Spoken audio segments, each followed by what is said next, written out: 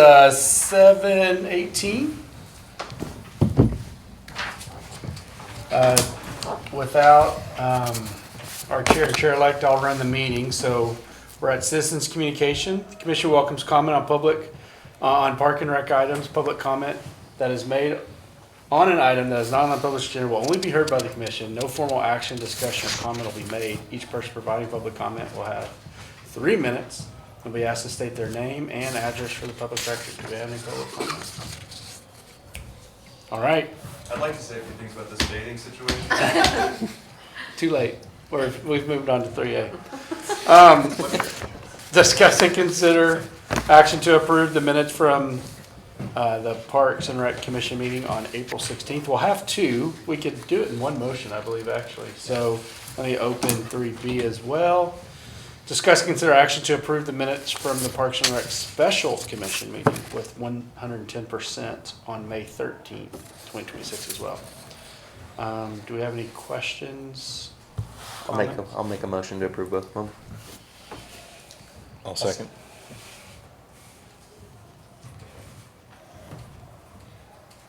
All in favor say aye. Aye. 4-0. Both. Awesome. We are going to bring Aaron up and do 5A first. Come on in. You tell him I don't say. Huh? You tell him I don't. Just did. You want this to or no? Yeah, or yes. Thank you. Good evening. We're excited to bring you another public art item for this evening for your consideration. It is titled Pfork in the Trail. It's by Judd Graham with 220 Designs, and he is here tonight to share with you his vision with the sculpture and to answer any questions you may have. Just want to kind of go over a few items with general location and specifications. This particular sculpture is proposed within Wilbarger Creek Park. It is located kind of along that trail system, that loop trail system. And if you kind of look closer, you'll see that there's kind of like an intersection of sorts of where the trail and the particular sculpture is proposed. It's right by the practice fields. Behold, fork in the trail. Is there any specific reason why that specific intersection is being chosen for the fork and the trail? Do you have another intersection in mind? No, I'm just wondering because there's multiple Oh. intersections in that trail. So this one kind of had that little roundabout of sorts, and I thought it would be a really great location for this particular sculpture. Cool. But yes, it was kind of the inspiration behind the piece, and a little nod to a fork in the road and the human condition and the paths we take in life. It measures 9 feet in height. It consists of stainless steel tube frame with a stainless steel cladding with 1/2-inch textured bar, and we actually have an example of that tonight that we can show you, and it'll have a brushed finish. The total budget for it is about $45,000, and that includes the additional concrete work that we'll have to set it and install it. The picture of the textured bar and kind of the general sort of design of how it's going to be placed on the fork and welded to the body. Just additional engineered specifications on it. And without further ado, I'll hand this over to Judd to kind of give the inspiration behind the piece. Great. Thank you for inviting me here. I did bring some samples. I do a lot of this forged texture on other artwork pieces, and this one I thought was specifically well suited for it because everyone knows the fork in the trail. You have a decision to make.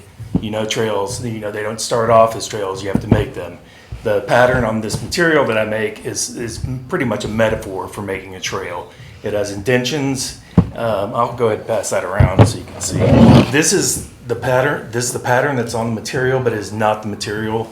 This is just mild steel. I did bring a piece of the stainless bar so you can see what the finished look's going to be, and that has a brushed look on there with a wire wheel. So it will be this bar with that texture on there. And I also brought a life-size printout if y'all wanted to see actually how big it's going to be. Oh, that'd be cool. I don't know where we're going to put it. It's 9 foot tall. None of us are that tall. This way. Yeah, we can lay it all for it. Yeah. You want to lay it on Sure. the floor? Okay.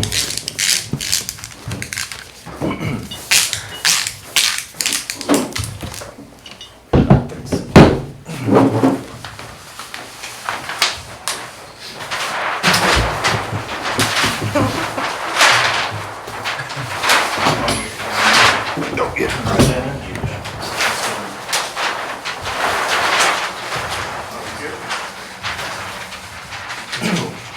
Nice. And that's the size right there. I think it's a great size. It's not too big, and it's not too small for me.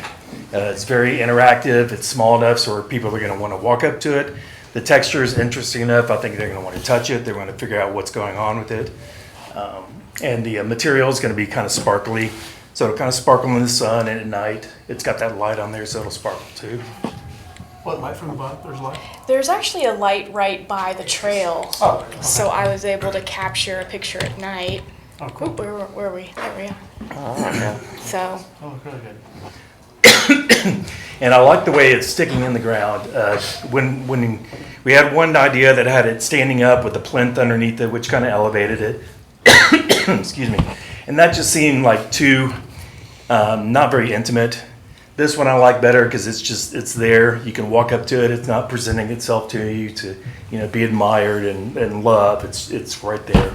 So I think it's a lot more friendly. I saw the original with it going more almost like a table setting, and now seeing it stuck in the ground, I think it engages you totally yeah, differently. kind of more Yeah. whimsical. Yeah. And Absolutely. I did a lot of research on fork sculptures. Yeah. Yeah. I did a lot of research on fork sculptures. There's not a lot at all, which is good. And this one is definitely unique. It's cool. Is it visible from the street as well, or? would you have to should on the be. ground? Yeah, that's good. And what else? Anything else you can think of? Is this going to be the new metaphor in Pflugerville that the one that can pull this fork out of the ground and Yeah. rules Pflugerville? Yeah. We did spell it correctly, yes. Might be a good shirt. Yeah, I think it'll be very iconic. It'll be a great amenity for Pflugerville, I believe. One of a kind. Yeah. Well, very cool. Junior, can you lay down next to the fork? So It's two juniors. 2.5. Well, unless you have any other questions, we'll just need a motion. I'll make a motion to approve it. I second. We have a motion and a second. Do we have any other discussion? Okay, I'll call for a vote. All in favor, say aye. All opposed? Okay, 4-0. Awesome. Congrats. Thank you so much. Thank you all. Appreciate that. Excited to see it. Yeah, I'm excited to make it. Do you want It's gonna be fun. It'd be cool to keep Yeah. the layout. Yeah. Do you want to keep the samples too? Yeah, that'd be cool. Yeah, absolutely. Show them off to everyone.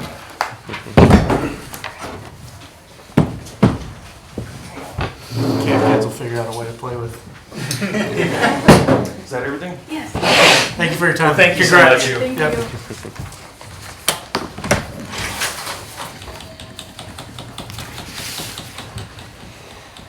Pflugerville. Perfect. No, you're good. Okay, we're back to 4A, Director's Report. And surely going to be a Assistant Director and Rec Superintendent report. I ain't saying nothing. Hello, everyone. Jonathan Hansen, Rec Superintendent. Wanted to give you an update on the recreation programs coming up. This has all the way through July because, as you may or may not know, July is National Parks and Recreation Month. So We are celebrating the power of parks. That's the theme this year. And so we'll have a lot of social media that goes along with a lot of these events that are happening as well. But wanted to give you a heads up. You'll see several senior trips in there. That's over 150 miles that we will save the seniors on those trips. My personal favorite on the list, DIY mermaid hair accessories. Don't miss that one. That one's going to be good. I'm teaching that one actually, so it should be fun. Next up is Juneteenth celebration at Rock the Block. So this Friday, tomorrow, Friday, June 19th, from 8 p.m. to 10 p.m. in downtown Pflugerville. We will have an introduction by Hopeton Hay, and then the band Honey Maid will come on. They were a band that was at Slice, not this last year, but the year before. Very, very popular. They have like 12 band members, and they put on a really, really good show. And then PCDC will also have a table there as well. And then I'm going to pass it off to Jeff. We're trying to go quick. And as a reminder too, the other reason you see a bunch of stuff in July, if y'all are new to the commission, we don't have a meeting in July. So you're I off. forgot Celebrate. one thing real quick. This was an art piece that was commissioned for Rock the Block Juneteenth. And so it's called I Am My Ancestors. And so there's a chance to win that painting with the story that goes behind it as well. But that'll be at the Parks and Recreation booth for Juneteenth. Oh, cool. Okay, so we'll give you an update on a couple of CIP projects. One is Kelly Lane Park is officially completed and open to the public. This is our final neighborhood park from the 2020 bond, so we only have 2 additional projects, which we'll talk about. But this is our first outdoor designated pickleball courts in our system. We've got 3 of them. I think it's close to half mile of trail that you can see winds through a wooded area. It's a really awesome little walk right near Kelly Lane. And then a pretty hidden, you're not really going to see it from the road, which is kind of nice. Kids aren't really close to the road, but pretty hidden playground back there. Awesome facility. You can see this was during construction, so it's pretty dusty, but all of this is going to remain like that through the summer. So with the water restrictions and then the timing, we weren't able to get the vegetation out there where we had to do a lot of the groundwork.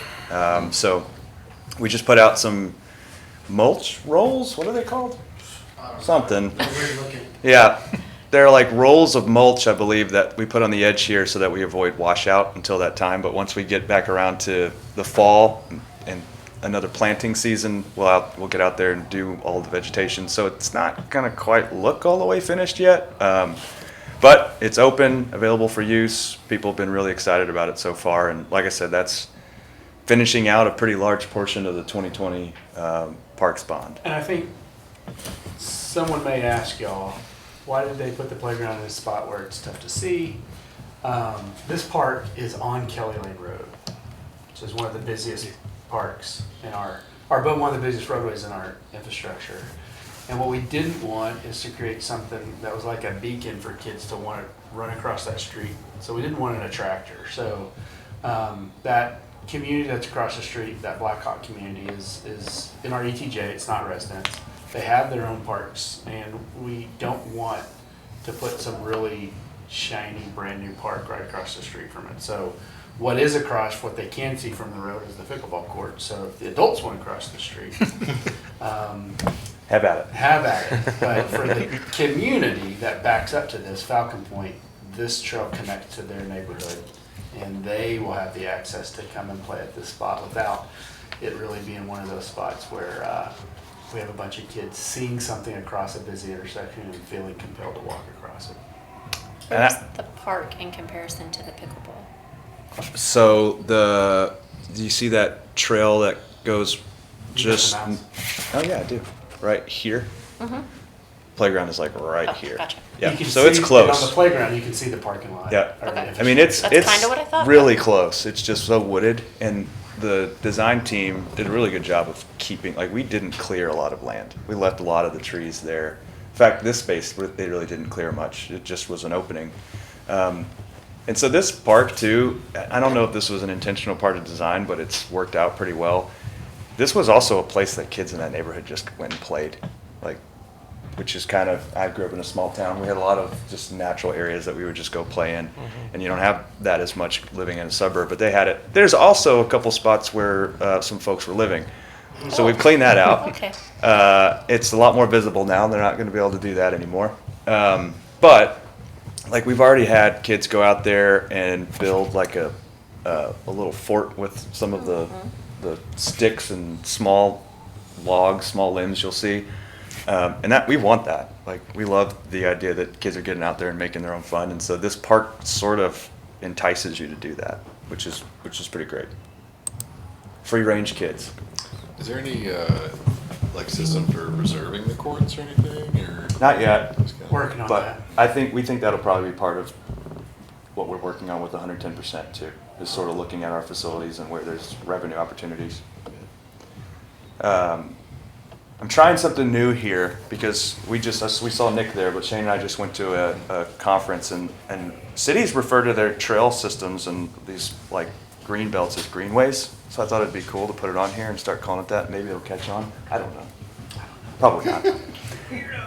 The Gillen Creek Greenway Master Plan is officially kicked off. And as a reminder, this is our master plan essentially for that entire trail corridor. Originally, this was from Grand Avenue to Bowles. With Bowles being the site for Destination Play, we've actually shifted that, so that's no longer part of this master plan. But we've added the Piccadilly Park, which was on the neighborhood parks bond, but got removed because drainage improvements have to happen there. And they've actually moved those drainage improvements up in the CIP, so that's going to be something that happens sooner rather than later. And so the idea and what the design team is going to look at too is what the sort of preliminary engineering for those drainage improvements at Piccadilly look like, so that we can extend the trail further west, basically all the way to the city of Austin and city of Round Rock kind of converge up there. And so future trail connections for the city of Austin, city of Round Rock may also meet with this larger trail corridor. So that's not seen on this map, but we took Bowles off, so it ends at downtown and instead goes west to Piccadilly. So next steps on this are pretty extensive public engagement. We've got a schedule where this design team and some of our staff are going to be out at events. Public engagement actually goes all the way through, it ends right around Deutschen Pfest, so we'll be doing some public engagement at Deutschen Pfest as well for this. And then what they're going to provide, what the deliverable will ultimately be, is some spots where we may need to do some engineering because all this is in floodplain. But mostly concepts for improvements to these parks along the trail corridor. And so you'll see the future CIP, probably next year, include some of these projects like, upgrades to Pfluger Park, Pfennig, Windermere. There's going to be a lot of, we're kind of capturing a set of parks rather than doing a park-specific plan here. And so trying to create a sense of place everywhere along that trail corridor. So I think this is going to add quite a bit to that CIP once we get into FY28. Why take Bowles off the plan? So we've already started, we'll talk about that, but we've already started design on Bowles. So they would be working behind a totally separate design team. Gotcha. The idea in some ways of that corridor is it has over 500,000 annual visits just in that corridor alone. When I first got here 7 years ago, we had 750,000, 800,000 annual visits in the whole park system.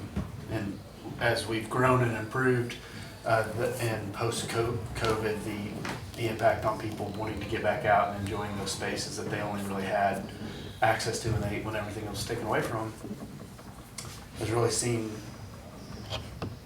the participation on our trails and our park system grow tremendously. But this corridor is unlike anything else any other city has. Very unique, and it's historic for us. It's got a legacy park along its pathway that just won the Lone Star Legacy designation as well. And so it's this corridor that, it's this corridor that's been it's been something this Pflugerville community has connected with, interacted with, fellowshipped around for hundreds of years. And what's the next iteration of what this what that system looks like and what can we do for activation along those. And that's not just staff saying that about this as a resource. Did we do, walkthrough was yesterday, right? 2 days? Yes, sir. Yeah. That team too, and we had gators and we took them down the entire 3 miles, and you know, to have that space where you don't actually have to cross streets for 3 miles right through town, and mostly the older parts of town, you know, we could never go back and do this. Like, this is something that we're very lucky someone thought of this, creating a trail corridor there in the 70s or whenever they started. Their mouth was watering just trying to get to this project, because it's not something you see in a lot of cities. And so it's a resource that is really unique I to mean, us. other than maybe Buffalo Park and Houston, I don't know if anyone's got that much connection, you know, with water. And the that connects massive right investment they had to make to create that Yeah. after the fact. Yeah. And that, especially that goes through town as much as this one goes through town. Yeah. Yeah, and it's hard. This is a bigger picture conversation, but it's hard if you're behind, and we're not. Our 10-minute walk to a park score is really good, but if you're behind on parks and recreational facilities in an older part of town, it's near impossible to get caught up. Yeah. And, you know, we do have some spots where they, you know, we're not at 100%, and so we do have some spots within our system that need quality access to parks, but instead of maybe getting them within a 10-minute walk, what we can do is improve what's already there, and it sort of satisfies that need, not in the exact way, but, so, yeah, it's a pretty incredible opportunity. Is the extension to First or Second Street, I can't remember which one, it's gonna go into the new downtown area, is that also gonna be like below grade or something? Yeah, so there'll be, the trail will go under that bridge, under Main Street, but then there's also a connection that goes up to the bridge, because the bridge will have sidewalks. So you could, if you lived in, over there by Pfluger Park, you could walk that trail, again, without ever crossing a road, get onto Main Street right there, and then be right in downtown East. And so we've actually talked, there's some city property there that we've never activated because, you know, there was no reason to go behind the church or behind wordisms.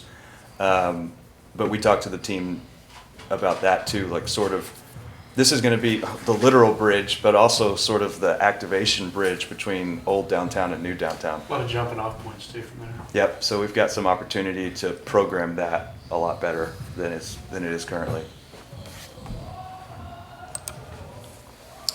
Lake Pflugerville Phase 2 is one of our 2 remaining projects from the 2020 bond. So we're currently in the preliminary engineering and conceptual design phase of this project. And you can see this is what the design team has sort of already come up with. And this is very much first draft, and after some conversations with just staff, we have public engagement to get to as well, but they're already thinking about the ways that they want to program this a little differently than the 2014 master plan. Ways to think about this that, we've talked about as a staff. Our 2023 overall master plan talked a lot about nature education, opportunities for nature play. And so, they're rethinking, this is the beach area, they're sort of rethinking what the trail around it looks like, how we're activating play spaces to coincide with the beach. And I can just tell you, we talked about this a little bit, but a lot of this has happened pretty recently. We took ordinance changes to council last month to prohibit alcohol at Lake Pflugerville Park. I think we've talked about this to this group quite a bit, how many issues we had. We've had some, we had a park ranger, get threatened with a gun last year. We had a park ops team member slapped across the face for not giving a drunk guy a ride in his gator. And so it just got out of hand. Pflugerville residents weren't using this space. We've got data to show that this is one of the only free beaches, if not the only free beach in Travis County, so people were coming up here to party.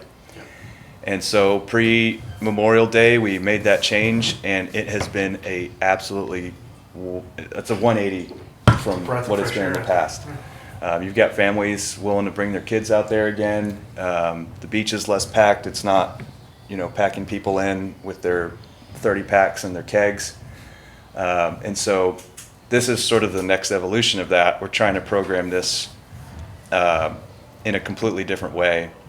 And the master plan's always done that, but it was going to conflict with the use that it sees in the summer. So if you had a play space there, but you had a bunch of people partying like at South Padre, you're still not going to get the families there on Memorial Day weekend and in the summer. And so we've already seen that shift happen. We're still getting a good amount of use out there, but it's just a completely different atmosphere. And so, again, you can kind of see they're trying to meld like community gathering space with play space with education and some ecological restoration along the lake. And then trying to activate, we've got some art here, so trying to activate that even more. And then just trying to think about the ways that we're, looking at our inspirations. Like this is the gathering space. This is kind of where you're taking a stroll. This is going to be where that boardwalk is that's over the wetlands area. So it's a time to kind of explore that part of nature and then also educate with some interpretive signage and things like that. And then this is going to be a whole new connection point. This will be a new trailhead that goes right into the trail system on the lake. So the team is doing an incredible job, and we'll talk about them a little bit after Destination Play, but we have what I think is the best team in Texas working on this facility and Destination Play. It's the same team. So, and on the CIP, we've got our annual trail improvements. So we have 7 projects we've been working on in FY26. What they've been doing up to this point is surveys, environmental reviews. They're doing all the engineering right now. Some of those projects are closer than others, and then we'll be going to construction bids on that very soon. And as a reminder, the annual trail improvements, people ask about that a lot. They care about trails here, want to know what we're working on. So our dashboard actually lines out each one of those 7 projects and where we are in the process. Any questions about the CIP before we get into the bond? So I wanted to make sure that we talked through this because y'all have seen these projects. These are part of the 5-year CIP, but we also we've been meeting this entire year with the Bond Advisory Committee. Mm-hmm. It's a group of citizens appointed by council. And so they've made their recommendation to council to put these projects on the November ballot for 2026 bond. And so Destination Play at Poles Park, y'all will probably remember we have $5 million in funding for this from the 2020 bond. But really what that's going to get us, especially since pricing on a lot of these facilities changed drastically between 2019 and now.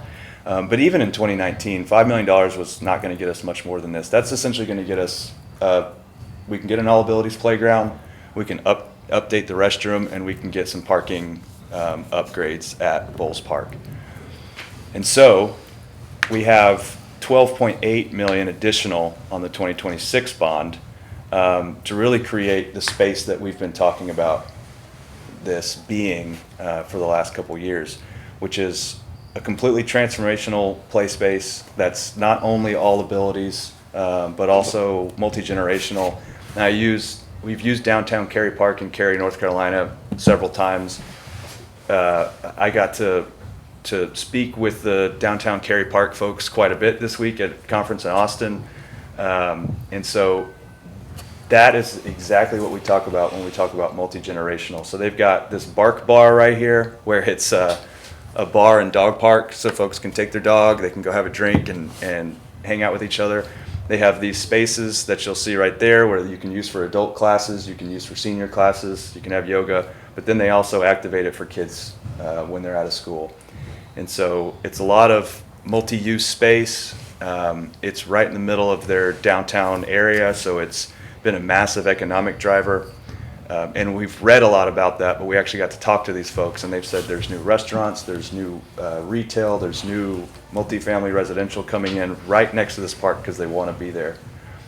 And this is another way that we're going to try to activate the sort of downtown core of Pflugerville with Downtown East and everything that could potentially pop up around it.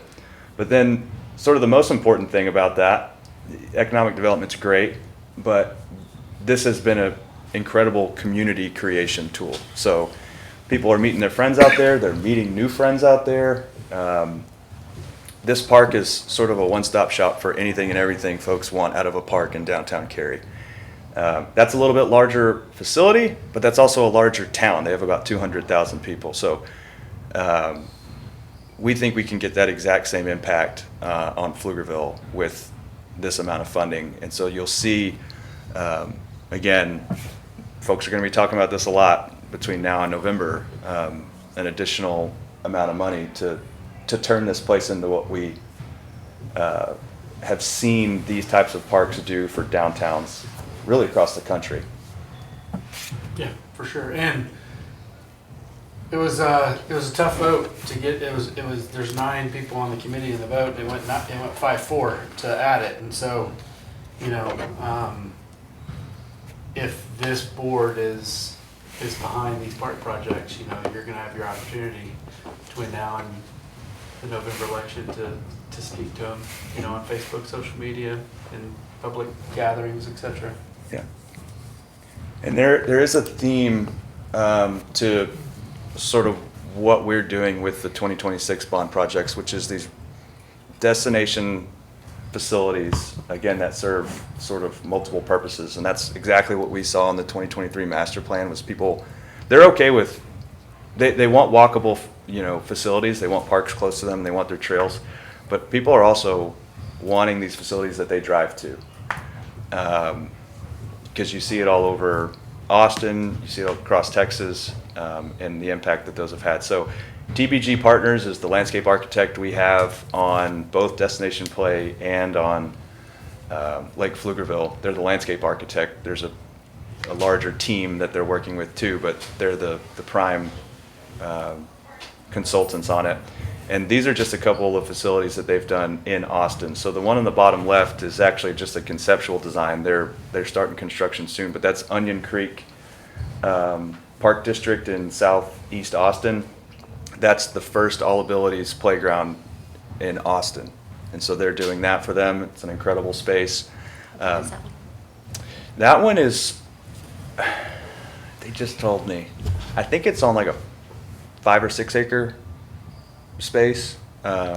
It's just a flat piece of land though. So it's, they're having to create, I think, a lot more like elevation than we'll have to do. Bulls Park's 14 acres. Yep.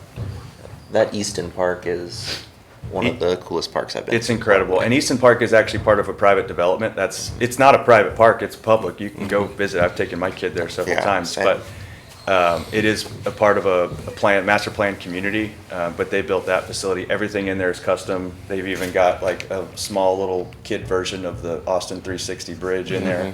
And We could do then a Saturday tour of their spots at some point with the Yeah. Police Commission too. I think that's probably a good idea in the fall. Yeah. And TBG, their folks are great. I mean, we've toured these facilities with them, and they will always bring the designer. And actually, the head LA on our project was the head LA on Easton Park and Alliance Children's Garden, if anyone's visited that. And then I wanted to add this instead of Alliance, because we've talked about Alliance a couple times. My wife, kid, and I just went here the other day, and this play facility is incredible. If you've visited the LBJ Wildflower Center and you walked around a little bit, you kind of just come across this nature play area. And I actually had no idea when we were visiting it that TBG designed this as well. But they're an incredible team. So we really have the best in the state working on this. 1849 Park Phase 3. This is $25 million, so this is the largest project that's going to be on the bond. Actually, of all the projects that are going to be in the bond, parks are sort of carrying the water on the bond. They're the largest pot of money, but we've got a lot of things that we're trying to accomplish from our master plan. So this is the 2016 master plan. So just so you get a good idea, I mean, says soccer fields. This is where the 3 baseball fields are. We'll actually, as part of this, we'll be adding 3 additional baseball fields just south of where those are, close to the soccer fields. That'll be a 300-foot field, a 200-foot field, and then a Miracle League field. Which can also be used for like. Which could be used for T-ball, but it's like a special surfacing that you could use for kids that are in wheelchairs. Even you could have adults and adult Adult leagues, adult leagues. special league Yep. programming. But then sort of the main part of this, that's about 7 to 8 million of this. The main part is this northern portion of 1849, so it's finishing it out. So here, originally they had pickleball courts and tennis courts. This is future Melbourne Lane, which is actually coming online, I mean, however fast a transportation project takes, but that'll be online probably around the time that this thing starts to get constructed. And then this entire northeast area is nature amenities. And so the original plan had like a 2,000 seat amphitheater and a bunch of parking to accommodate that. For a multitude of reasons, we don't think that that's the best use of this space. And so this is focusing on improving those natural areas, putting outdoor classrooms out there, doing nature play, like destination type nature play like you would see at the Wildflower Center here. And then doing a lot of conservation. So trying to keep a lot of this as natural as we possibly can, having wildflower and prairie preserves, but also adding our first nature trails to our system. As the trail capital of Texas, we've got 70 miles of trails, no hiking trails. And so this would be a destination essentially like a state park, not quite as big probably, but some state park-like amenities within the city, which as places like Pflugerville start to urbanize more and more, those things are desperately needed. And so I pulled these from a couple places around Texas actually, just to show, you know, what you can do when you do this really well. It doesn't always have to just be like a single track hiking trail. You can use these for kids that are coming out for education classes, outdoor classrooms like this, and then outdoor education areas. So we're really trying to get the public, this group, and everybody to sort of think big and creatively and, you know,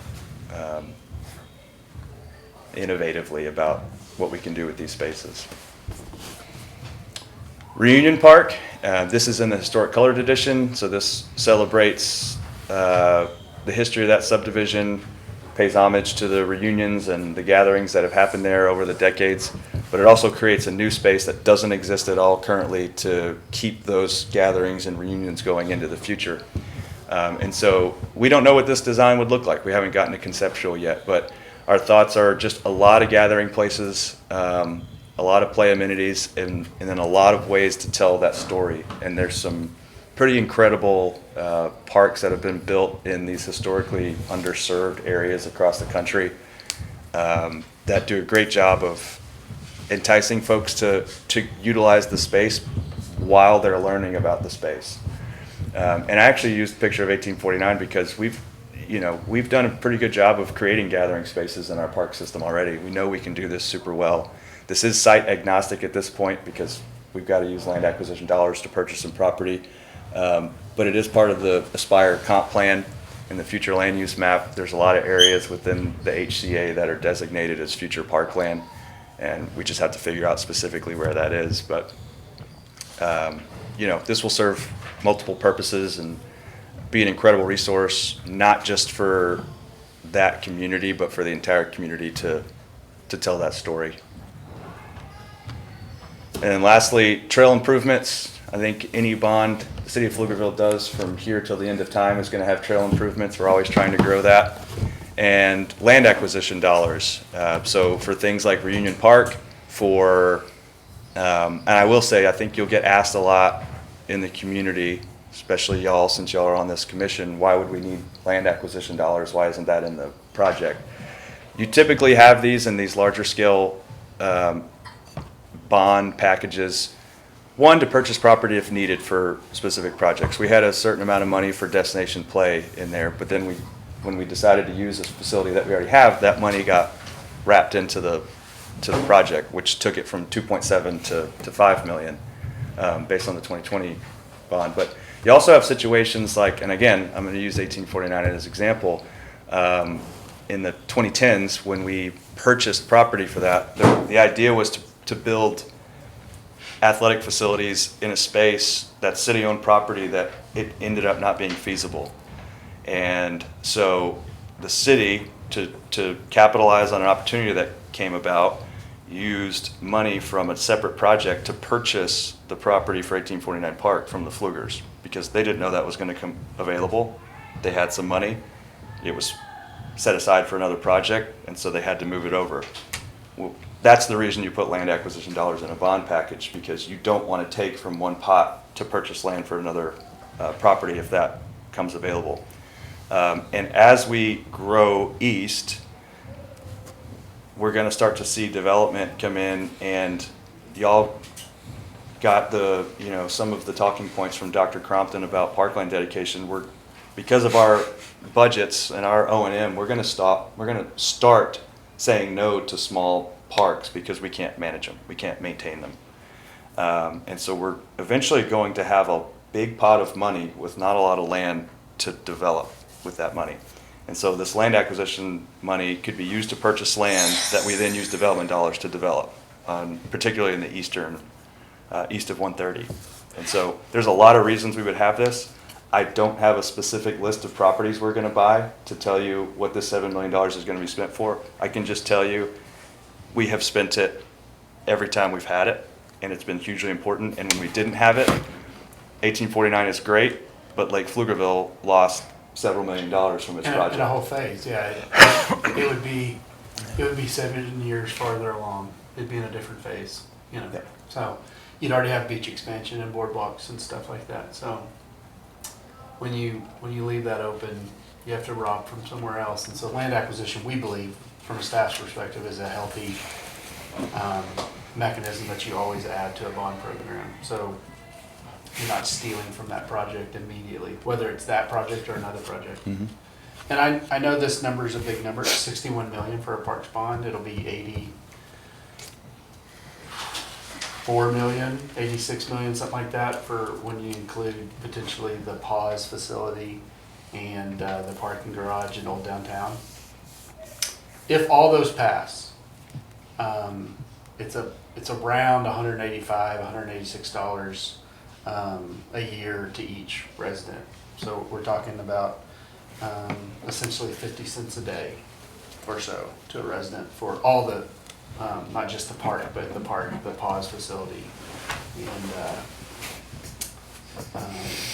the parking garage. So we're not allowed to advocate. I'm not advocating. I'm just trying to put in perspective what that does impact, or how that impacts a resident. So next steps, the bond committee recommendation goes to council on July 14th.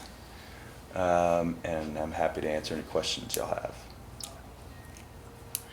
When are we going to get our baseball fields open?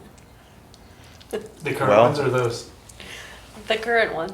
Oh, yeah, we need to talk about that. Because I think they're getting pretty close to ready. According to Councilwoman Ryan. Yeah. Well, I don't think fall's going to be a problem at all. no, fall's not going to be a problem. Yeah. It might be ready earlier than that. Yeah. Any And questions hopefully on we this? get you 3 more. No? All right. Thanks, Jeff. You're welcome. It's me again. Oh, here you go. Super excited about it. All right. There you go. Welcome to the Deutschen Pfest Steering Committee. Thank you for all serving. You had no Yes. choice. That's The event info, just giving you a heads up, it is once again the third Friday in October at Pfluger Park. That's Friday, October 16th from 5 to 11 p.m. and then Saturday, October 17th from 10 a.m. to 11 p.m. Just a reminder, this is the 50th anniversary of Deutschen Pfest. So we are pulling out all the stops and trying to do a blowout bash for Deutschen Pfest this year. So we have our main stage, our beer garden, our food zone, our Wunder Park, and the fun run all coming back. And we're looking at ways to improve almost every single one of those in their current iteration. I guess if I hover over the picture, it doesn't play it.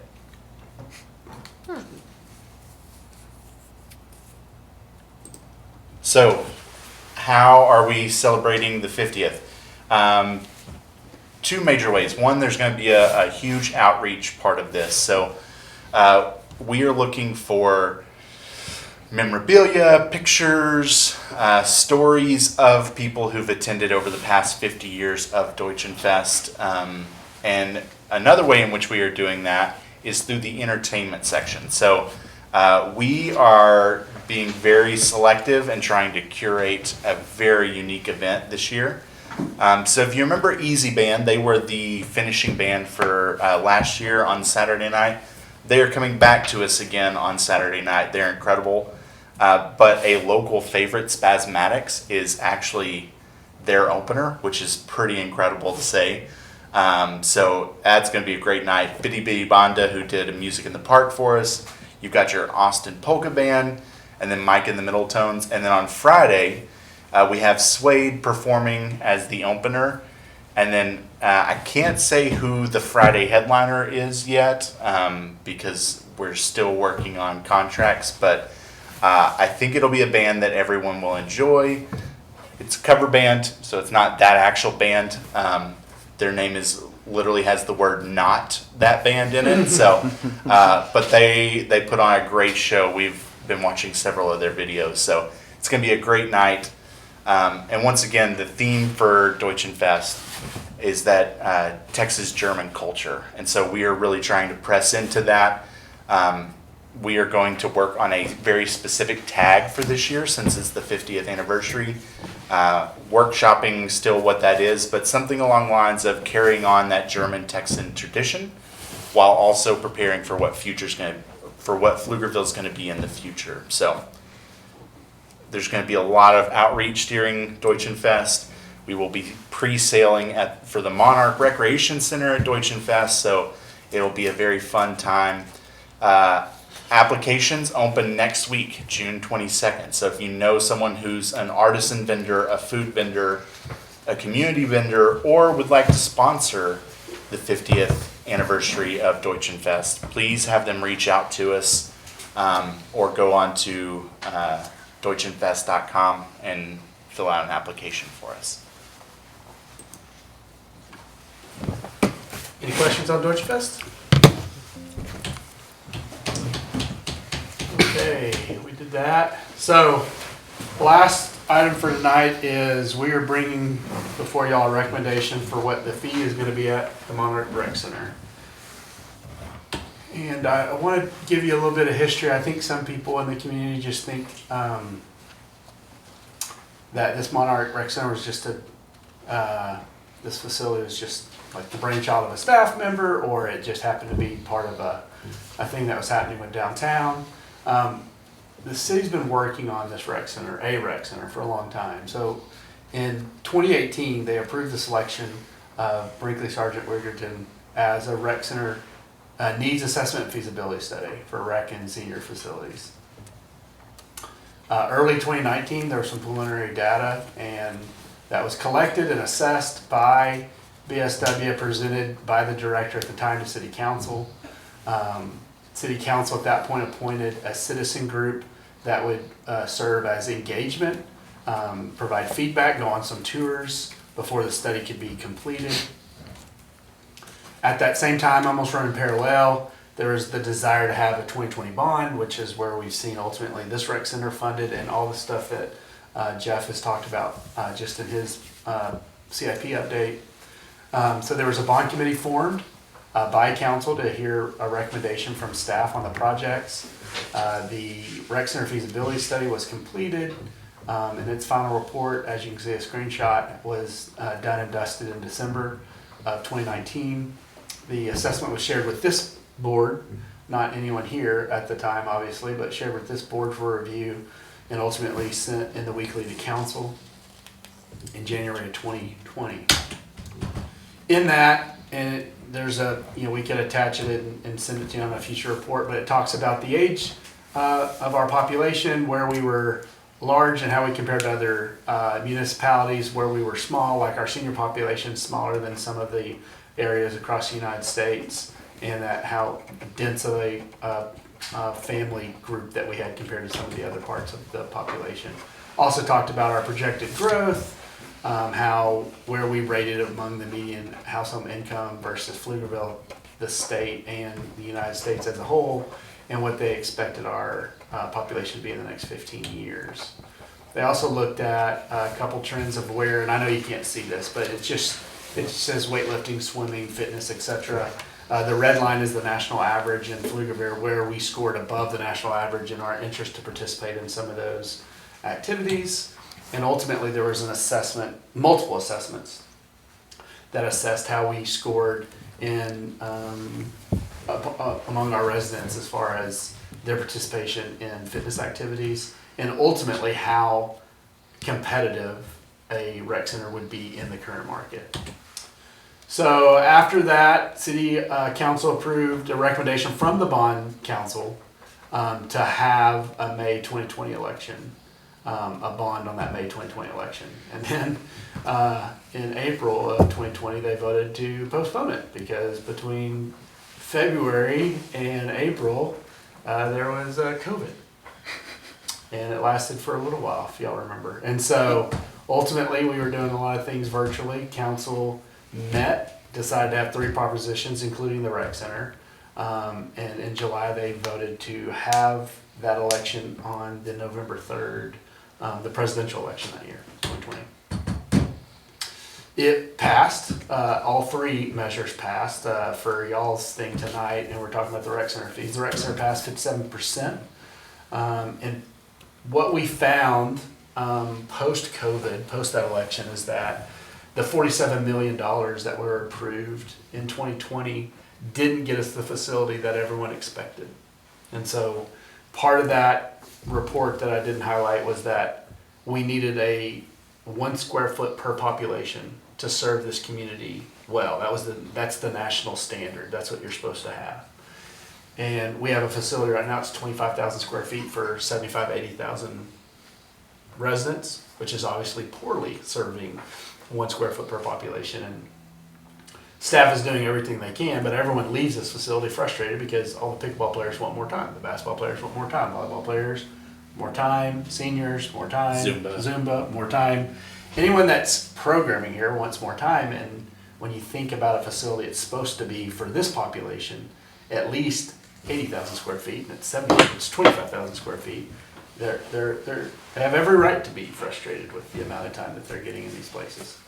And so ultimately, we worked with PCDC to have a resolution that supported allocating up to $50 million in additional 4B funds to offset what would be needed to build a rec center that we could live in and grow into for the size of this community. Was the original money to improve this facility or for a new one? No, it was to build a new one. Okay. Yeah.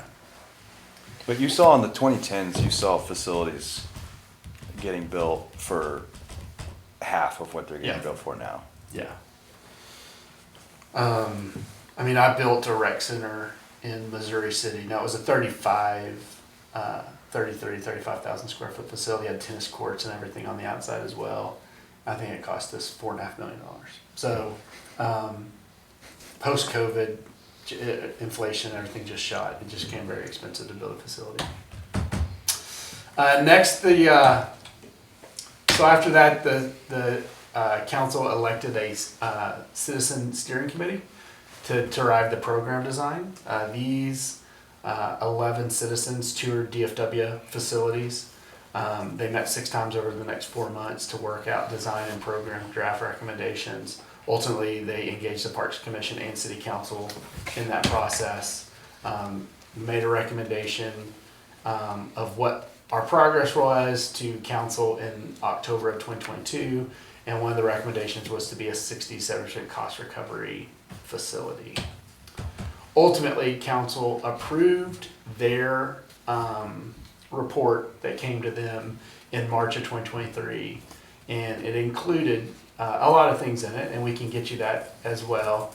But one of the things was a cost recovery goal of 60-70% and a confidence that 87% of the population could afford this facility due to our medium household income and our demographics and our economics of those demographics. 87% of our population could afford a facility that was at a 60-70% cost recovery range. Then we started working on design with the architects and developer team. Ultimately, we've come up with the facility from public engagement, from that citizen steering committee, that shows that we'll be one of the largest rec centers in the state, the second largest to be exact by the time we open. It's one of the largest in the country, to be quite honest. And it'll be a facility we can grow into for the next 10 or 15 years. We're not going to outgrow it immediately, which is great. Because even if we'd have built a facility like Dosh-Rec in New Braunfels, where it's 70, 80,000 square foot facility, or the one in Louisville that was 80,000 square foot facility, being by the time we got it built, we'd only been at that 1 square foot per population, and we'd start to outgrow it and been in the same concerns we were having with this facility at one time. Both cities are looking at Expanding. potential second rec Already, centers in the yeah. future. So the overview of the facility itself, it's 129,000 square feet. The facility and the retail is 140,000 square feet. Part of that's the retail space that you'll see attached to the rec center. The rec center itself is 129,000 square feet. It's got 4 gyms for pickleball, basketball, volleyball, 1 turf area, which you can see here, with a turf ramp, which people can run up and down, and what you can't see in between the turf ramp and that wall is stadium style steps as well. So you can run up a set of steps, then there'll be a platform, you can run up another set of steps. And that process also gets you, if you matriculate up that hill or up those steps, you can get to the weight room in the 2nd floor. It'll have an indoor pool with slides. It'll have 130 plus fitness and strength stations at any one time, so hopefully people aren't waiting around for machines. Over 6,000 pounds of plate weight, 8 programmable rooms, which includes the event rental space and the teaching kitchen. Timeline for opening, right now we are projecting substantial completion to be done around the end of November. Pre-sale to start around October 1st. Soft opening and maybe some tours for the public in January. Obviously, we'd be excited to get this body into that facility as soon as we can, and then a grand opening somewhere around the middle of February. Operations, we imagine it will have 13 full-time staff, 11 current and 2 new, 200 plus part-time staff depending on what we're doing, whether it's seasonal or not. And then the proposed hours right now is 6 a.m. to 10 p.m. Monday through Friday, 7 to 9 on Saturday, and 10 to 6 on Sunday. How many more part-time staff is that than what y'all currently have? We carry 12 to 18, depending on where we're at, full-time or year-round part-time staff between juniors, crews, and Jonathan's. And then we have about 120 or more. 150 seasonal. And so it's almost us trying to recruit all the seasonals to stay on full-time, understanding that kids are going to be in band or football or whatever, a sport, volleyball, etc. But we're going to try to retain as much of those as possible. And then, and to be quite honest, some of these hours now that we're going to need lifeguards, we're going to need lifeguards at 8 a.m.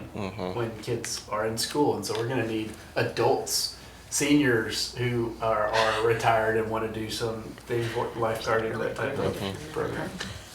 There's some cities that have done specific outreach to their senior programs to get them to be lifeguards, and it's just as funny as you are picturing in your head.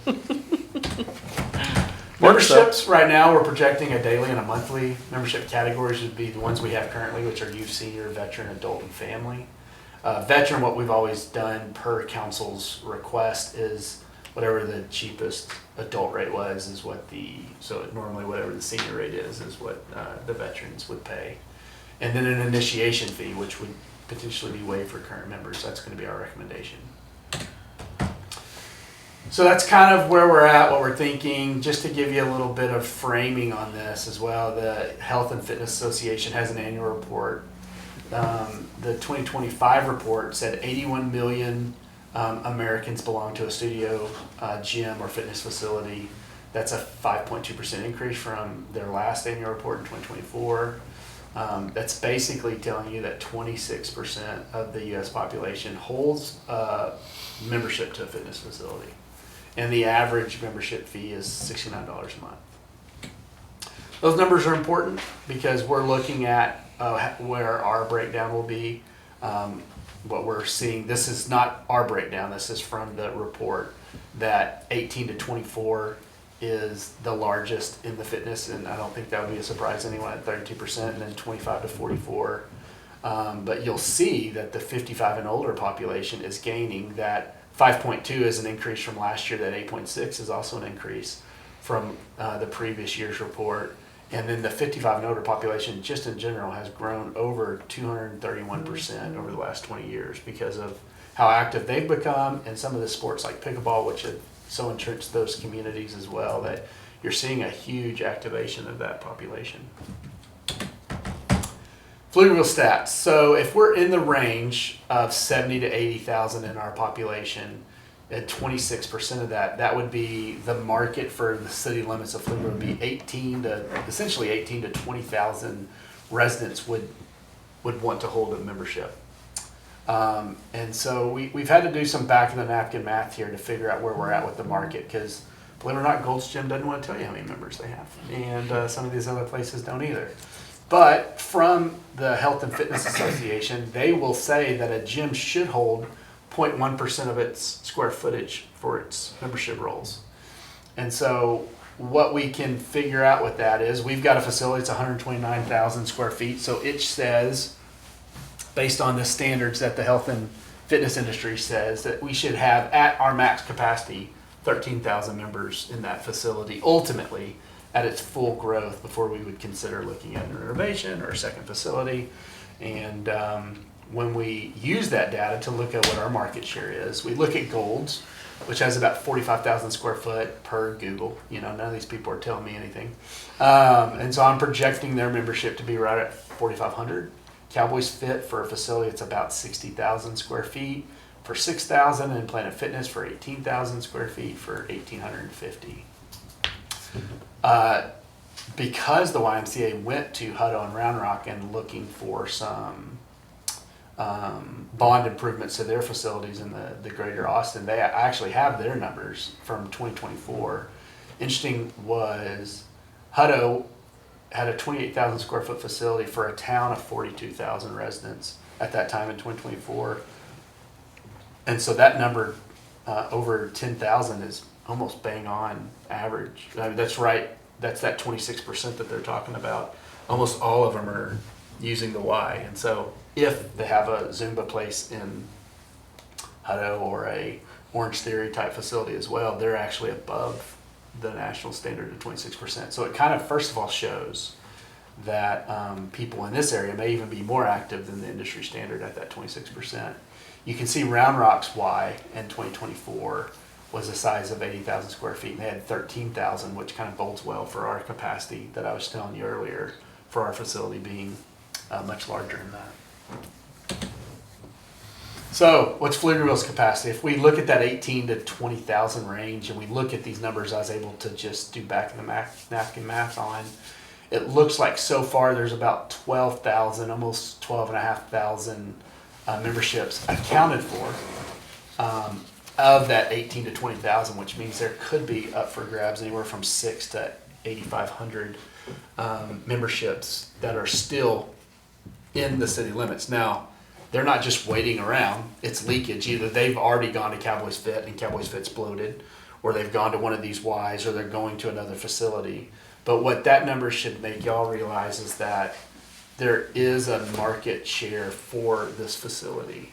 And if we as a city in the private sector and our public offering here were doing such a bad job retaining those numbers, and we were almost giving them no choice but to go to the Hutto Y or the Round Rock Y or a private, like a 24-hour fitness in Austin or whatever, then if we offered a really competitive offering, we would actually see us providing a benefit to those residents, because then they don't have to travel as far to do what they're trying to do or what they prefer to do in city limits.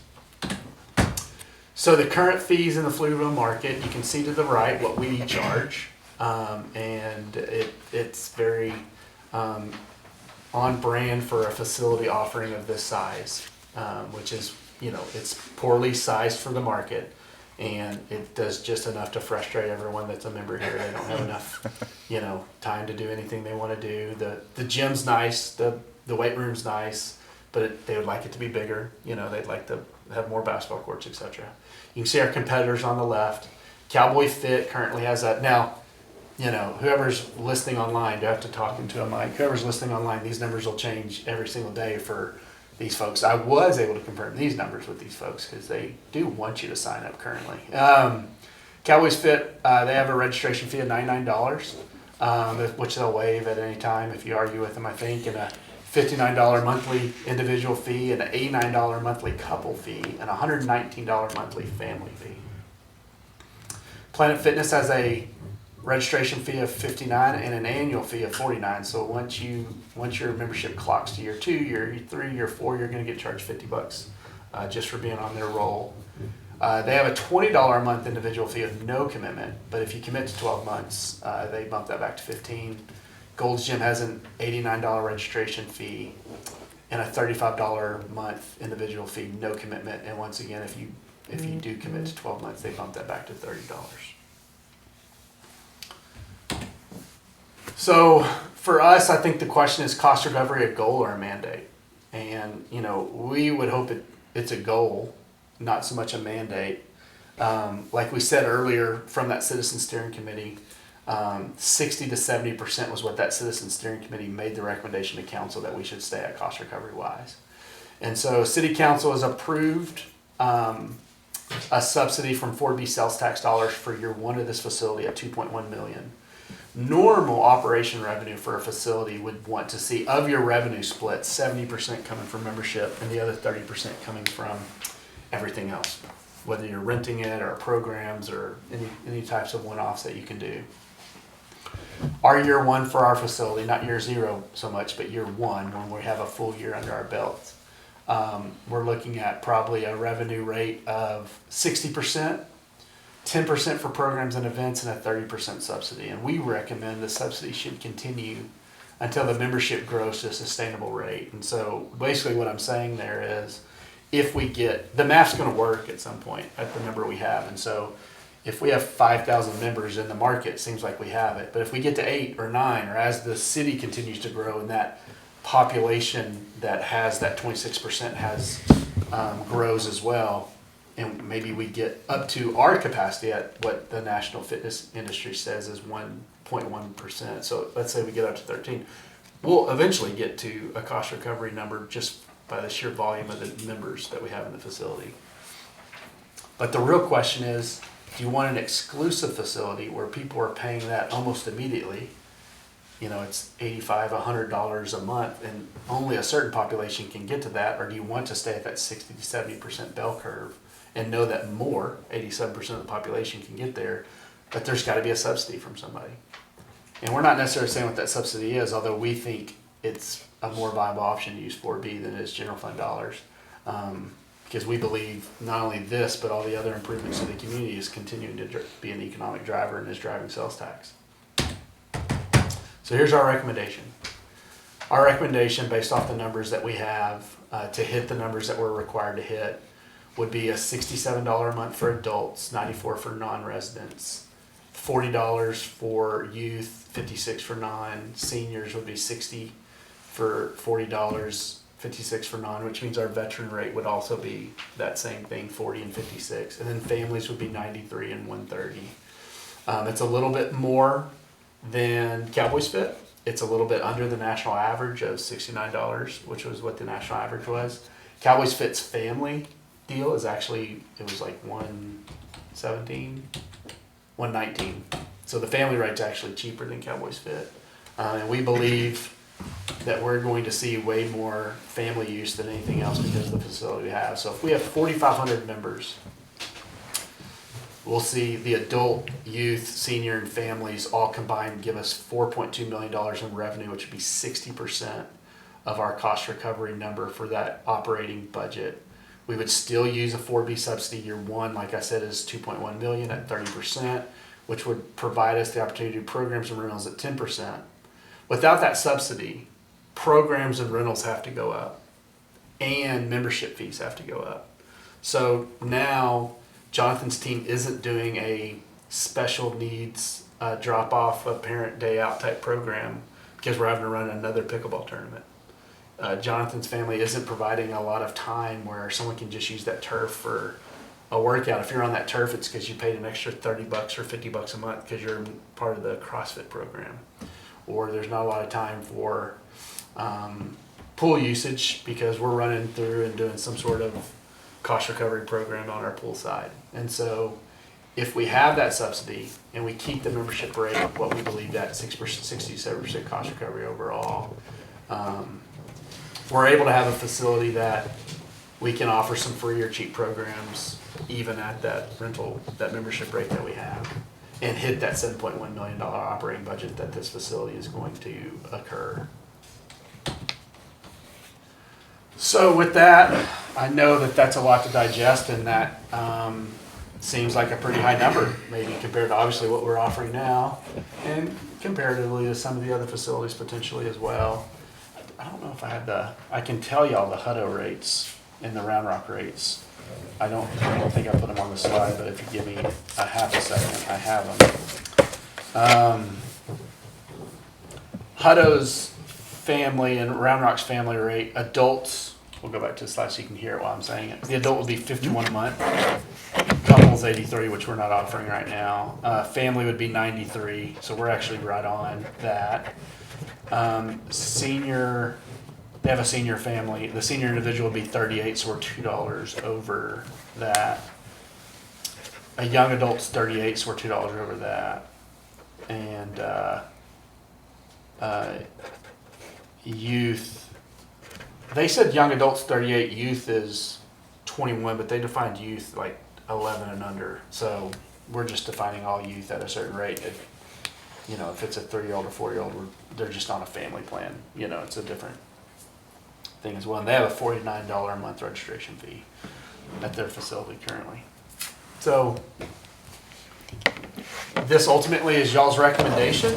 We can agree with staff's recommendation. You can make a different motion with this recommendation. It's going to go to council on July 14th to be heard by them. Ultimately, either July 14th or if there's an issue with that recommendation, potentially at July 28th. Ultimately, we're going to get to a point where council is approving a membership rate, and then we will go into the fall with our pre-sale, starting our pre-sale with whatever rates ultimately approved by council. Is there a reason why y'all didn't include a couple or a gym buddy style membership, a 2-person membership? Yeah, I think so. That's a great question, Regan.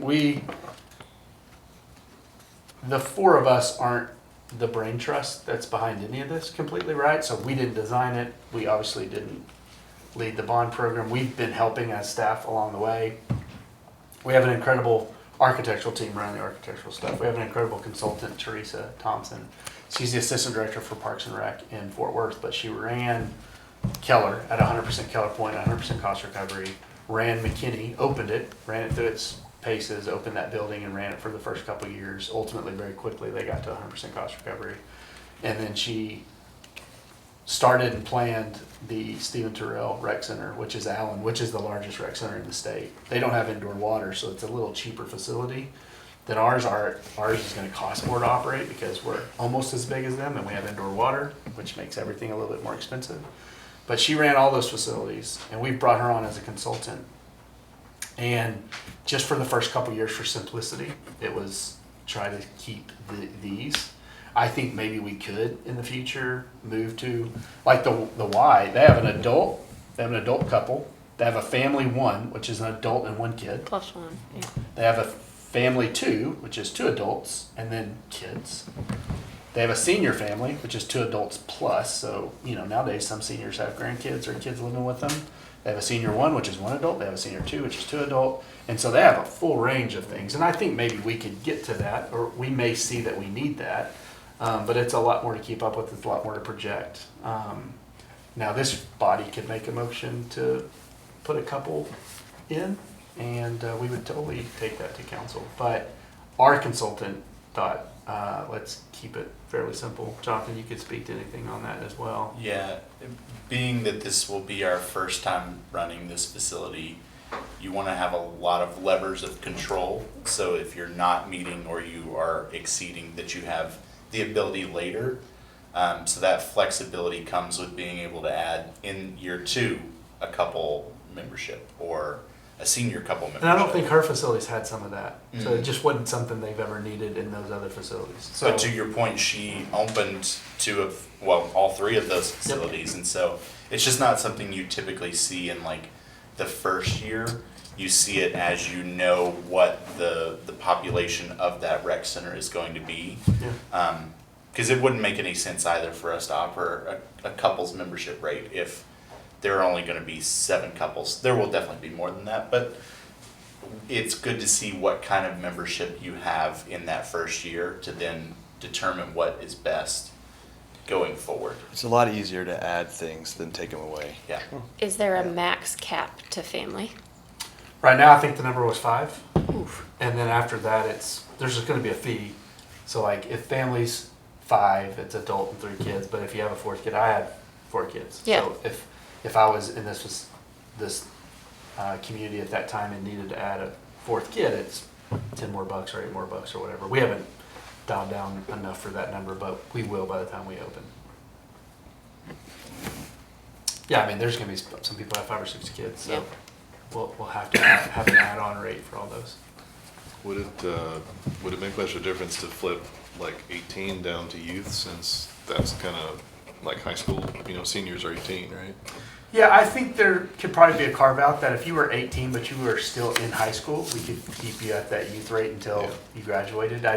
I don't think that would have a huge impact financially on us that last year. So I think if you went back and looked, the youth is only expected to bring in less than 100,000 of that group, and so yeah, if that group got to stay on a little longer, we could definitely talk to Yes. council about that. It'd be harder to imagine that you would just have one youth membership in your house and only that kid would go. I wouldn't see that being very common. Yeah, yeah. I think part of the reason they're saying you're only going to see the youth bringing in $90,000 is for that exact reason, right? You're going to have a family of 3, and so all 3 of those kids are 5 and 3 kids, and all 3 of those kids are going to be 12, 14, and 16 and working out in the gym, but they're not going to be paying $40 a month because they're on their parents' plan. So, Where you really see the youth memberships come into play is if it's someone who's here for open gym all the time.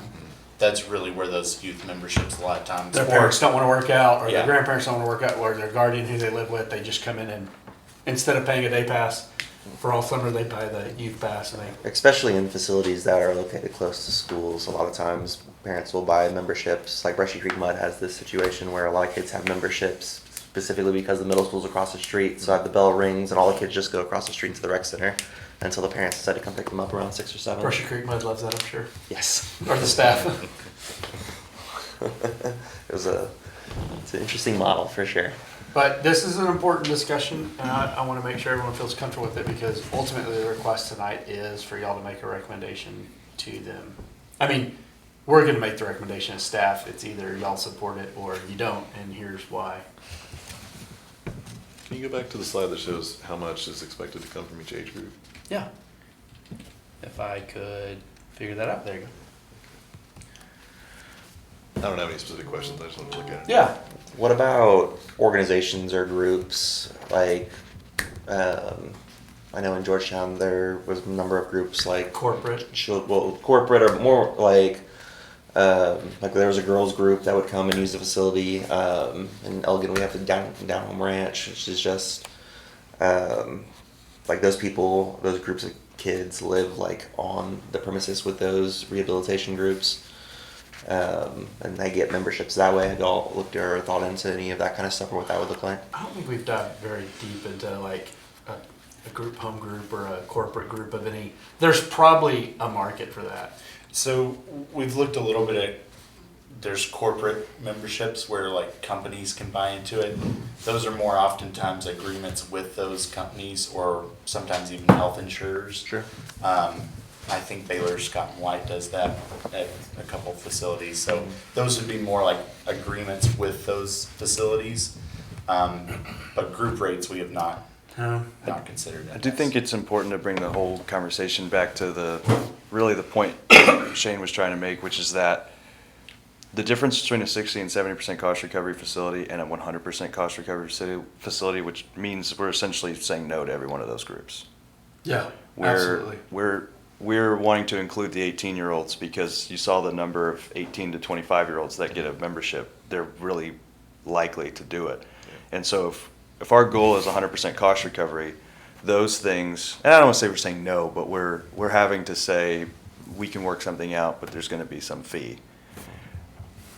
if we have the ability to be more flexible with utilizing sales tax to offset maybe some of those more community-based decisions we would make, we can do that. We could say 18-year-olds that are in high school don't pay the adult rate. If we're tasked for mandated with getting to 100% cost recovery, all of those things are going to be a much more difficult discussion, because those are revenue drivers, and it's a big piece of the calculation. Yeah. And we believe the subsidy is important. I'm going to have to convey to council that that's important as well, obviously, to continue using some sort of subsidy. I don't know if it'll be needed for forever. Like I said earlier, this is at 4,500 members, right? And we believe that there's, in our market right now, anywhere from 59 to 8,500. And we have, of that number, we actually have 3,000 members, but they pay such a small fee that there's just as big of a likelihood they pay $10 a month, shoot hoops here, but then they actually pay 50 or 60 or 70 bucks a month at Cowboys Fit to actually work out, because they wouldn't get the workout at this facility that they would get at one of those.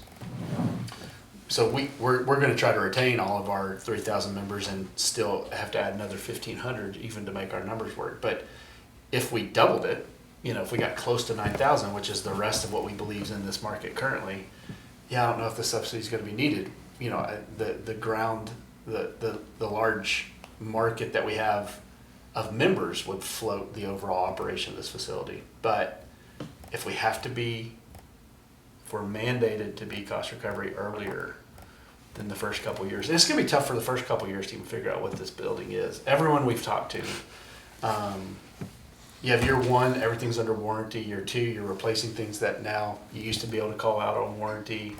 And years 3 and sometimes even year 4, you almost need a peak in a valley. You almost need a flooding.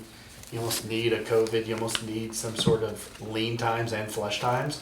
So you can say, when times are really good, our membership rates are right around 6,000 members. And when times are really lean, they're actually closer to 4. And you almost need to know where those are so you can project. So it's going to take 3 or 4 years just for us to be able to really normalize what this facility is going to look like and be able to speak to it at any real capacity. I think there's going to be an excitement and a buzz in year one. That Health and Fitness Association says new facilities receive a huge spike, and after 6 months they actually see a significant drop in memberships, because everyone wanted to be at the new facility and then it's too busy, so nobody wants to go. didn't engage them well enough, they didn't feel seen, and so then they drop and go back to another location. And so it's going to be tough for a little bit for us to be able to tell you exactly where we're at, because it's going to be in flux. And it's hard to even in our examples of other facilities. So for instance, Das Rec, when they opened, the local Y had just closed. And so all those people were looking for someplace to go. Stephen Terrell Rec Center, when it opened, it was coming out of COVID. And so everyone was wanting a membership and wanting to get back into the gym. So not only are we opening a very unique facility, but we are doing it in a unique time, oddly enough, where we don't have a Y that's closing. We, knock on wood, do not have a pandemic that is. Is it wood? Yeah. I need you to find some real wood.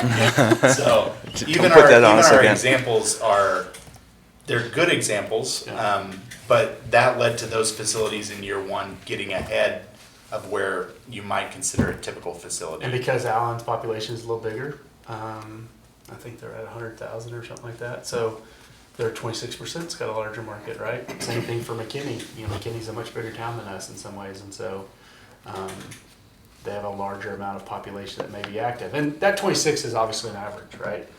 Even in Texas, a town like Austin or Dallas-Fort Worth, you're probably going to have a really active population.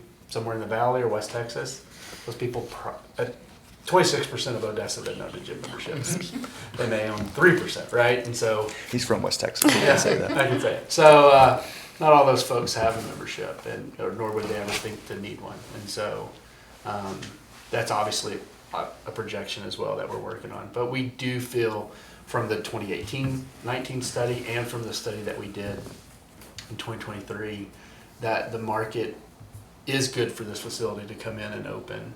And we're right bang on the national average for what a facility would be, and we're offering way more, I believe, in our facility than a lot of those facilities that were polled in that Health and Fitness Association. Some of those were, once again, Planet Fitnesses of the world, and we're going to be offering a lot more at our facility than Planet Fitness does.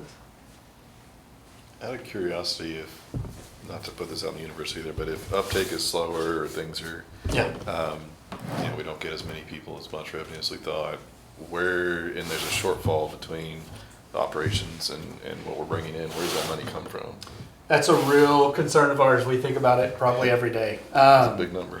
Yeah, it's a $7 million operating budget. How are we going to recover more than the 2.1 that we're getting? I think, to be absolutely honest with you, we won't know for 6 months. And at 6 months, if we're pretty far off on our projections, I'm gonna have to stand before council and say, year one, we're not hitting the 4,500. We only got 3,000 members. I'm 1,500 short, and that's resulting in another 1.2 or 1.5 million dollar subsidy needed. And we're probably gonna have to go request that through the Development Corporation for 4B sales tax funds. Should mention too, though, that in all of our, you didn't see a lot of the calculations here, but in all of our work, we're being unbelievably conservative Yeah. with what we think our numbers are going to be. Those were Program and rental numbers are. what we think the market is. What we're using for our budget and for our revenues is like, we have 3,000 members at this facility. And so the cost is much different, but the offering here is much different. And so we're not going much over that for what we're projecting for year one. So 1,500 more. So. it's probably pretty unlikely, if possible, probably pretty unlikely we'd be that far under, because we're trying to project low and exceed what the expectation is. But We believe we're going to have rentals and programs at this facility. It's got a rental space upstairs that's 300 person. And even if we were really bad at renting, and maybe we are, we don't know yet, there's not going to be very many places in the city that have a 300 person event space that's rentable. So With I think a we're catering gonna, kitchen, with Yeah. a patio. yeah, we're going to get some rentals for a while, just from the sheer uniqueness of it. So, like we showed earlier, rentals and program revenue at most facilities is 30%. We're obviously right now projecting 10 for year one. So we're trying to be as conservative as we can. I do not want to stand in front of council and say we missed the mark. I will. That's the job if we do. And I'll have to ask for that subsidy, and it'll either have to come from the general fund reserves, or it's got to come from, I would imagine, 4B sales tax funds.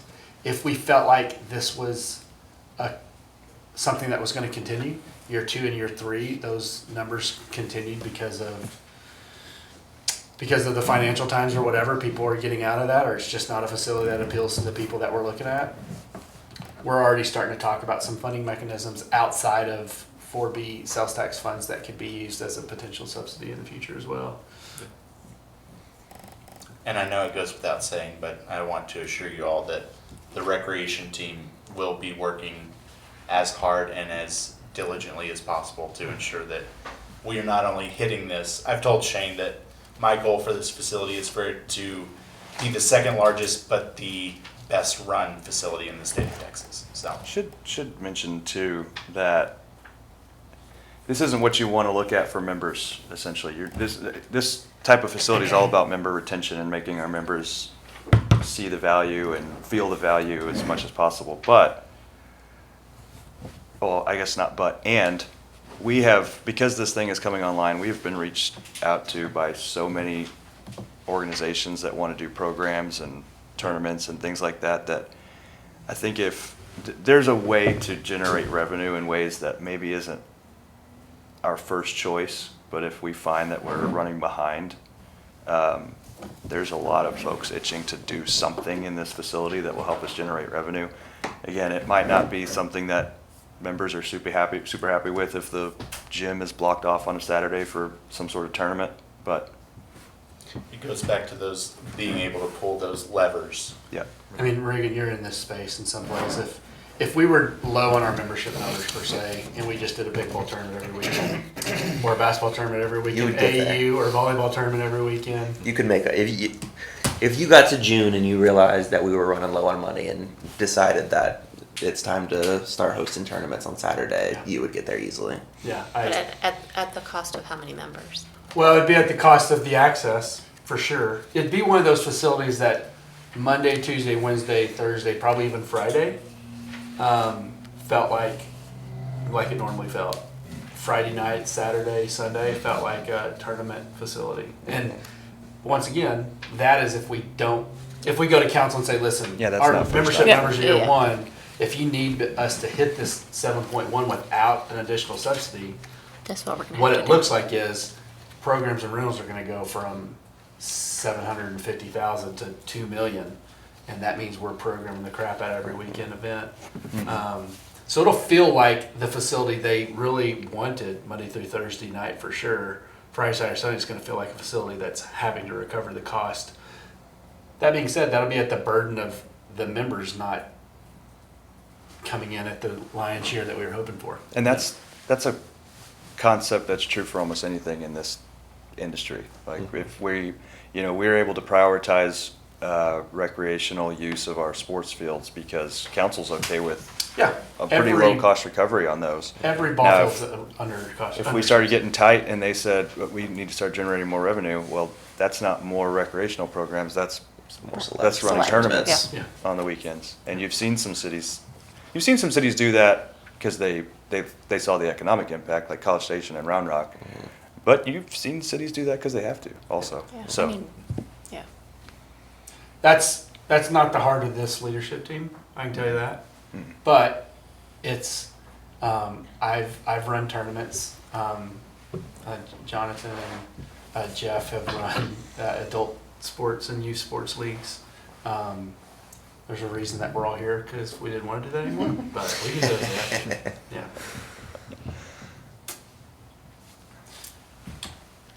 What other questions y'all have? We definitely want to have y'all feel comfortable with our staff recommendation or be able to articulate why you're not when we go to council in a month. I feel like the difference between the current fees and this schedule is gonna be a big thing. It's huge. Yeah, That's the current fees right there. yeah. So $10 a month to 67. A senior is $3 a month to 40. Right. this might be super optimistic of me to say too, but right now that just feels drastic. It's like, so everyone's gonna have to go from that to this new number. I think when we've got a couple months of this place being finished out and we can give people tours, I think what you're Some people are not offering is going gonna to re-up. justify it. yeah. But you're, okay, so let's But- talk about, offering wise. You have your workout room, you have your pickleball, you have your 4 gyms. Yeah. So it'll be 3 extra One gym, basketball- 4 courts. It'll be 3 extra basketball courts Volleyball courts. slash volleyball courts slash. When you're looking at like what Admin, Cowboy admin. Fit has, and that's what they're paying that amount for. Right. And then you're saying, okay, this is what we have. Now, not everybody is gonna utilize every piece of that. Sure. But do you still have, for that person that isn't gonna use pickleball, do you still have enough to make them switch from their gym to here? And that's the hope. So Cowboy Fit doesn't have a third floor that has an event space. So they have 60,000, from what I can tell online, about 60,000 square foot facility. But we have 8,000 square feet of cardio fitness equipment with, like I said, 130 plus machines at any one time that'll be open. I don't know how much Cowboy Fit has, but I feel like that's probably comparable with the turf hill and the turf floor, where you could go down and do your own type of sprint workout or some sort of your own type of CrossFit class. You can participate in the CrossFit classes, type high intensity CrossFit classes that we're gonna have staff putting on, That's what I was gonna say, what are the classes? plus that also? turf hill, right? Yeah. Cause I know like they have, you've got your, classes that they offer that you already pay for in your membership fee. Yeah. Is that the same here? You're gonna get, To an extent, so you're gonna see the type of, like, the larger classes that are entry level, those are probably gonna be included in Yep. your fee. If you wanna get into, if we start a class that's like advanced powerlifting, you're probably gonna pay a little extra for that, and people are gonna be willing to pay a little extra for that.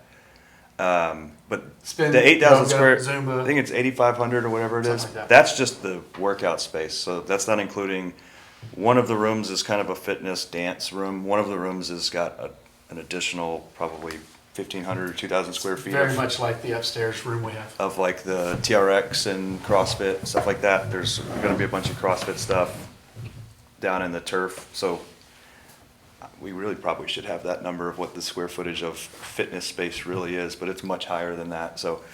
Yeah, and I think the entry-level programs are what recreational programs sell, rec centers sell to their members, is that we can help you get into these things. And to be honest with you, if you're a member here for a year and you realize, oh, I'm actually a meathead, I didn't know this, but I love it, and then you go somewhere else, that's sort of it says competitors on there, but that's how these things sort of work in sync. It's like you might find a specialized gym that does what you liked at this place, but the benefit to this place is you have everything. So UNT did a study of the DFW facilities with the assumption that at some point, Keller Point and the Apex and the Rec at Grapevine and the Epic and Stephen Terrell and all these big, beautiful new facilities that were taxpayer funded were affecting the private market. And they found that not to be the case. What they found out to be the case is if you really like powerlifting and you want to find your community of powerlifters, you start out learning about lifting through one of these recreational facilities, and then you go to the Meathead Gym. If you really like Zumba and you have this entry-level Zumba class here, but then you find out that there's a class that does high-intensity Zumba all the time, it's a hot yoga studio, then they go pay their $200 a month for one of those types of facilities. They find their tribe there. In fact, one of the people that was an architect on this building, his wife worked across the street from a building he designed, and he heard a lot about that because his wife was a yoga instructor at a yoga studio, and now across the street he's building this the Carla Madison Rec Center in downtown Denver.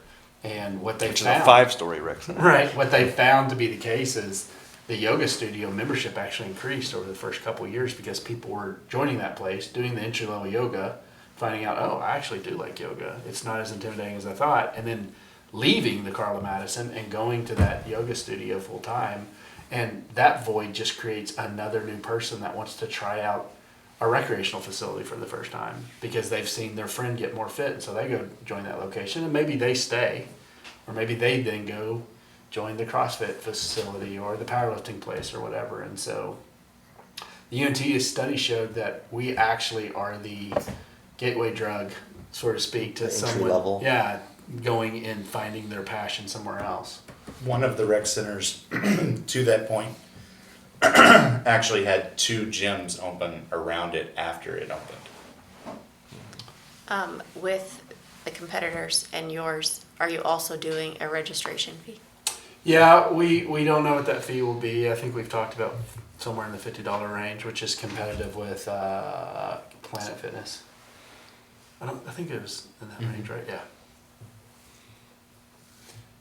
And why isn't the fee, that's a great question, why isn't the fee something that we're asking y'all to approve? Because these are things that, for the most part, will be locked in.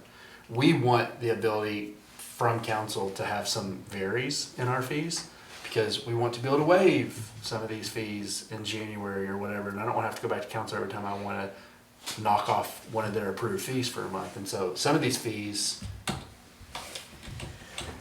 are locked in, right? But some of these things that I can pull, like Jonathan said, levers, if we have an initiation fee, but if you join January 2027, we waive all those fees. I want to be able to waive those fees without having to get council approval every single time I'm waiving a fee. Another example, we were talking today about like offering 18, 19-year-olds a summer Yep. membership when they're back home from So we college. don't have a summer fee up there. We want to be Yeah. able to do that. And figuring out what that is, so. So we can tell a youth that shows up, or an adult college kid, he's 20 and he comes back and he's hanging out with his family for the summer. We can say, well, you can pay $6-7 a month, or you can pay $120 for the summer, and that you shoot baskets every day, dip in the pool, run up the turf hill, get in better shape, We do that in Elgin, and it's done really well this summer. Yeah. So these are the fees that we're not going to be able to change. These are the ones council are going to approve. We are going to ask for, just like that's why we're also not bringing every yoga fee to you, every rental fee to you right now, because we kind of want, and we're going to ask council for this, the ability to make some concessions on those when needed for hitting our cost recovery numbers, doing what we have to do to maybe drive some things up to be able to keep some programming where it's at. Have y'all set the price for the rental of the third floor yet? No, not yet. We have some time. This matters in some ways because we're gonna go to pre-sale around October 1. We're obviously not gonna rent that facility out until we know it's open. Well, let me tell you, I'm not gonna be someone that rents February 15th as someone's wedding, and then we don't open till March 1st, and I gotta tell some bride that she can't get married in this facility, so I'm not renting that facility out till I know it's open, so we have some time on those fees. I may ruin someone's wedding, but it's gonna be my wife, right? Your daughters. Yeah, I had my chance with my wife, now I get to ruin my daughters, yeah. We do also have 110% who is working on That's right. a Monarch specific cost recovery. Yeah, so plan. not only are we working with Teresa, but 110%, which y'all got to see last time, is gonna be working on what we're looking at through year 1, so we can kind of project what year 2, and like I said, it's gonna be a couple years for we to normalize this facility. We're just trying to get our hands around it right now, but this is the best recommendation we could come up with what the market looks like, what we see in some other areas, and working with the consultant on a number that, knowing what our subsidies, knowing what ultimately our cost, our operating cost of 7.1 is. If we can get to that 4,500 at this range, we feel like we can hit our year 1 numbers. Would there be the option to do something like where existing members at this facility would have kind of a try before you buy period when it first opens? We're just to thinking kind of about see that. what more you're gonna Yeah, we're thinking about seeing if we can get everyone in for 6 weeks, or because we really feel like if someone's paying $3 a year or $3 a month right now, and they're a senior, but they come in and they have all these options. They have this incredible walking track. They have a lazy river, which is a lazy river to a 13-year-old kid, but it's actually a resistance walk to a senior. So at 9 o'clock in the morning, they can hop in that lazy river, walk against the water, and they can get a resistance walk. We'll have some senior programming. We'll have some senior classes upstairs. We'll have the senior lounge area, and maybe they Sounds say, great. you know what, I think we can't afford $40 a month. And so yeah, there's definitely been some discussion on seeing what we can do for our current members and giving them a month, 2 months, something. Now, all of that is at the cost of our ability to bring in revenue for those 3,000 members for a couple months. And so if council's cool with us maybe being off at first, and once again, not firing me the first time I stand up and say I didn't hit the number, yeah, we're all in on that. Yeah, 'cause I mean, it feels like you say, the numbers are pretty conservative in terms of how many memberships we need to sell in order to hit the cost recovery goals at these prices. So I'm honestly not too worried about that. I Just mean, the if jump. anything, just new people coming in. Yep. But like from the public good side of it, I'm kind of just trying to figure out how do we make sure we're not abandoning the people that are good with what we got now, and trying to help transition them so that we're not gaining 4,500 new users and then 2,500 out of that 3,000 are dropping off. Just losing. You're absolutely right. Someone may say, listen, I can't afford $67 a month, but I can afford Cowboy Planet Fitness for 20. I'm just gonna go there. That will absolutely happen. Sooner or later, we'll have someone that says, I'll go to Gold's Gym. We're hoping that we have a high retention of those 3,000 members. But I can't even tell them a number yet till I get something approved by council. And you already mentioned this, but just to highlight it again, this is a conservative number of members and a pretty high number for what we would want to offer these memberships for.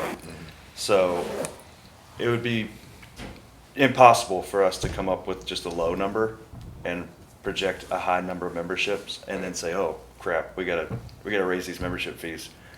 What we can do is if we hit numbers early, or if we start to see after 5 years that this thing is leveling out at 8,000 members, fees can go down. Now, if we have to raise those fees after people have already been paying it, we're gonna be in a world of hurt ourselves. That would mean we If we probably started don't at get fired. 30 year 1 and went But- to 67 year 2, yeah, we hear about it. And so that's another part of those levers. Like we can, if this thing just ends up being more popular than we're projecting, those numbers may go down a little bit. And to your point, the public good is served by that, obviously. More people being able to pay for it. If council saw these numbers and there was sticker shock with them too, if they want to bring the subsidy, there was a recommendation at one point that maybe 40% of the available 4B sales tax funds could be used for park and rec programming, and it could offset a greater amount of people. Ultimately, council, at first blush, without seeing the full depth of what we're doing, which is why I'm going to be presenting it to them in a couple weeks. So let's just stay with 2.1. There's totally an opportunity to say, you know what, we'd like to see that number closer to 50, Shane. What does it take? And I say, well, the subsidy's got to be closer to 4. And they say, okay, we can get behind that, and we'll use 4B sales tax funds at $4 million a year instead of 2.1. And it's sales tax, and it's not general fund, and it's not impacting anybody's property tax rate. And that may be the way that this all goes. But at this point, me hitting the mandate of even 60 to 70% with that subsidy, this has got to be this is my recommendation. The other part, I'd love to allow everyone in for $30 a month. I think it'd be an incredible offering to everybody. The other part is too, it's hard to imagine because it's going to be a brand new facility, but at some point you are going to have to replace an AC, a gym floor. And so once you get to and above 100% cost recovery, that money is then stocked CIP, up Capital for improvements. when the air conditioner has to be replaced, when a pool pump goes down. So that money stays, because of the way this fund is set up, stays within that facility. Yeah, I mean, there's a reason those private places have to charge that much, because that's how much it costs to run. Yeah. Is there any thought, not initially likely, but at some point, one of those things that could potentially help catch anybody that's left behind with the price increase is scholarship opportunities? That's what I was gonna ask. Yeah, so we use CDBG funds currently for some of our program and things here. We would definitely seek to see if that was an option. Silver Sneakers, I think, will be an option for seniors. Council may have a concern with that $40 for youth. They may say, you know what, you can do the seniors at 40, but you gotta do the youth at 20. Or they may have the concern with seniors. They may say, you know what, a kid can get a job, but a senior, bump that down to 30 or whatever. So we could see some of those numbers. And once again, we would love to see more people in this facility. And if they want to lower it and raise the subsidy for all of these numbers, I don't think any of our staff would have any concerns with that. We'd welcome that. But maybe if we're recovering 100% of our cost, a scholarship program makes a lot of sense. If we're not recovering our costs, a scholarship program is just another budgetary thing that we're trying to recoup. And so whether that is 2.1 million and they put another $500,000 for scholarship, we would be fine with something like that as well. We haven't gotten that far in those conversations yet. And there could be multitude of reasons for this, but this conversation came up the other day. We looked, we have 4 seniors. So out of the 3,000 members, 4 seniors who are taking advantage of the seniors scholarship. So it is heavily underutilized right now. Yeah, at $30 a year or a month, I mean, Yeah. they could afford that. We'll see. I think this isn't the first or the last conversation we'll have on all this stuff in some capacity. Need a motion? Yeah, if we're ready for that, we'd love it. Motion to accept as recommended, or do you want to make an alteration of anything? I'll make a motion to accept as recommended. I'll second. Okay, now before we get to the vote, we have a motion and a second. Any last minute questions on that motion, which is to accept as recommended? Okay, let's go to a vote. All in favor say aye. Aye. All opposed say nay. Okay, the ayes have it. And we can adjourn at 9:07 p.m.